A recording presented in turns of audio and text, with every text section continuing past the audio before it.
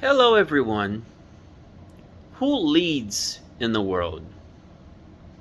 Well, majority of people follow somebody, and the minority is who leads the nations and the empires and the world events.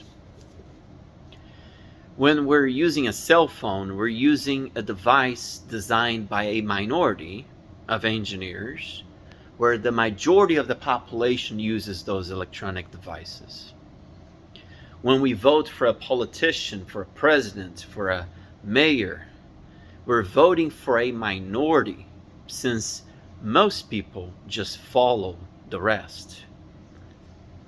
But what makes the minority different from the majority?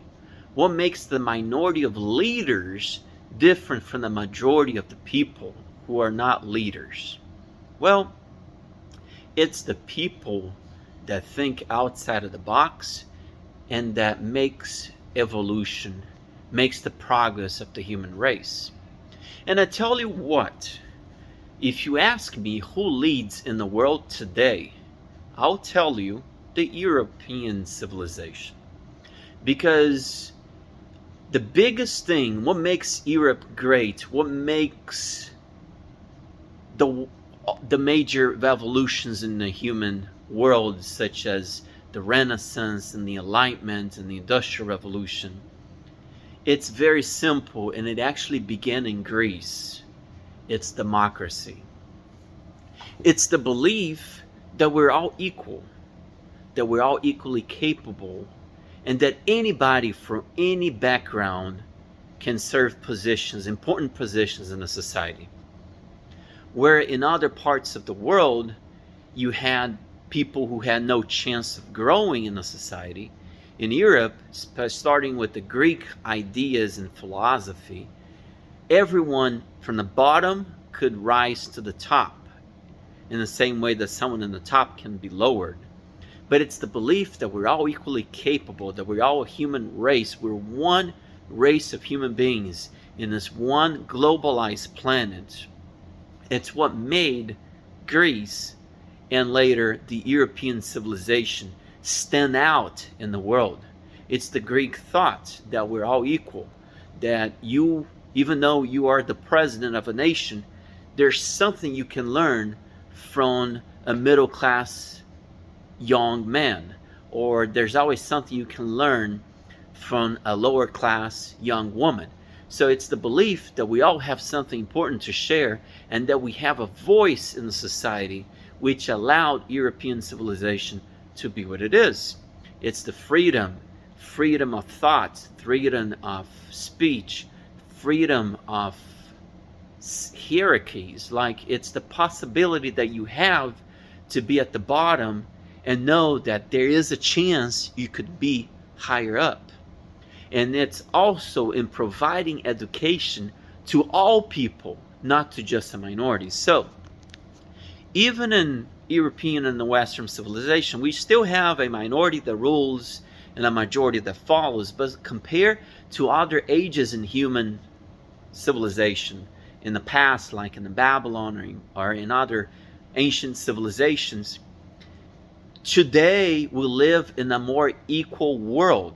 Because back then, before the Greek civilization, most people couldn't read and write. Like the scribes, right, who live in those ziggurats or pyramids, they were the very few who could read and write, and the king and so forth. The whole population was kept in ignorance, just following directions, blindly follow a king or a princess or and so forth, without the structure, without a word, without being able to share their opinion, because if they share their opinion, they would be killed. There's that too.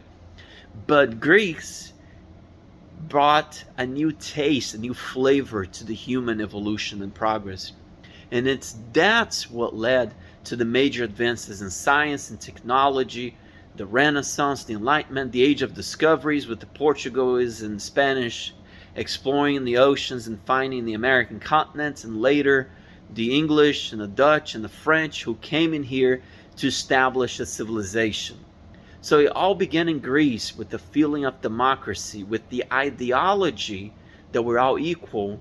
And that is what made a great progress in education and so forth, because it's, if you keep telling someone that they're not capable and that they will never get there, that person could be in such a low esteem that that person will truly never get there. But if you tell a person that we're all equal, some people learn some things easier than others, some people have different talents than others, but it's the idea that we're all part of a great grid, and we're all part of, or we're all organs of this organism, which is the human race, the human civilization, the globalized world. And this is what stands out in Europe and Greece. And this is why this is the path for evolution and progress. And this is something we should never lose if we want to conquer space and spread of seeds around in the stars, meaning expand the human civilization into Mars and to the moons of Jupiter and Saturn and even to Alpha Centauri, and expand our human seed or human DNA to other star systems in our galaxy. We first need justice and order, because like Socrates said in the Republic, without justice and order, civilization will collapse. So it's just is this justice and order and equality that will get us far.